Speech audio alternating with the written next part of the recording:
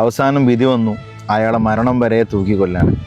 ഈ വിധി നടപ്പാക്കിയ ശേഷം ജഡ്ജ് പ്രതിയോട് ചോദിച്ചു, അവസാനമായിട്ട് എന്തെങ്കിലും ആഗ്രഹമുണ്ടോ?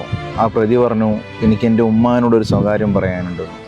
അത് കേൾക്കാൻ വേണ്ടി എന്ന ഉമ്മാൻ്റെ 2 ചെവികളും കടിച്ചു മുറിച്ചെടുത്തതിന് ശേഷം പറഞ്ഞു, അന്ന് നിങ്ങൾ എന്നെ തടഞ്ഞിരുന്നുവെങ്കിൽ ഇന്ന് എനിക്ക് ഈ അവസ്ഥ വരില്ലായിരുന്നു.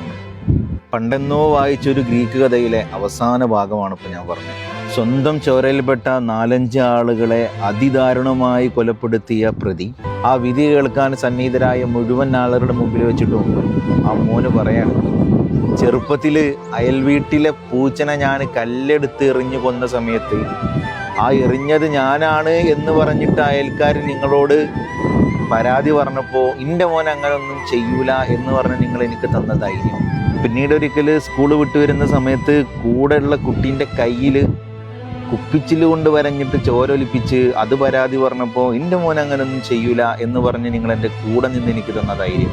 പിന്നീട് കാലങ്ങൾ ഒരുപാട് കഴിഞ്ഞ് നിങ്ങളുടെ മകൻ ചീത്ത കൂട്ടുകെട്ടിലാണ് ഇപ്പം എന്ന് നാട്ടുകാർ വന്ന് പറഞ്ഞപ്പം എൻ്റെ മകൻ ഒരു കുഴപ്പമില്ല, നാട്ടുകാർക്കാണ് ചൊറിച്ചിൽ എന്ന് പറഞ്ഞ് നിങ്ങൾ അന്ന് എനിക്ക് തന്ന ധൈര്യം. പിന്നീട് ഞാൻ വഴി പിഴച്ചു പോയി എന്ന് എൻ്റെ ഉമ്മക്ക് മനസ്സിലാകാൻ ഉമ്മ പെറ്റ 5 മക്കളെ ഞാൻ കൊല്ലേണ്ടി വന്നു. അന്ന് അയൽപക്കത്തെ പൂച്ചയെ കൊന്നു എന്ന് അയൽവാസികൾ പരാതി പറഞ്ഞ സമയത്ത് നിങ്ങളൊന്ന് പോയി അന്വേഷിച്ച് എന്നെ ഒന്ന് ശകാരിച്ചിരുന്നുവെങ്കിൽ എൻ്റെ ആദ്യ പാപവും അവസാനത്തെ പാപവും അതാകുമായിരുന്നു ഉമ്മ എന്ന കുട്ടി അവിടെ നിന്ന് എല്ലാവരും മുമ്പൊന്ന് ഉമ്മാനെ നോക്കി പറഞ്ഞു. എനിക്കെൻ്റെ പ്രിയപ്പെട്ട രക്ഷിതാക്കളോട് പറയാനുള്ളത്, നിങ്ങളുടെ 2 കണ്ണുകളും നിങ്ങളുടെ മക്കളുടെ പിന്നാലെ വേണം. നമ്മൾ അറിയാതെ നമ്മളെ മക്കളെ ലഹരി മാഫിയകളും സകല വൻ പാപങ്ങളും വേട്ടയാടിക്കൊണ്ടിരിക്കുന്നുണ്ട്. സൂക്ഷിച്ചാൽ ദുഃഖിക്കണം.